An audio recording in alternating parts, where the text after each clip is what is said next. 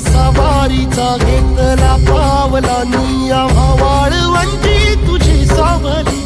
गळा भेट घेण्या भीमेची निघाली तुझ्या नाम घोषात इंद्रायणी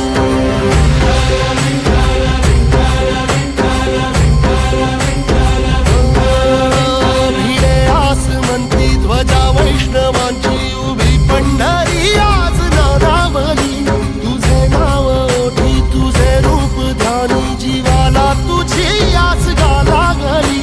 जरी बाप साऱ्या जगाचा परी तू आम्हाले करांची विठू माऊ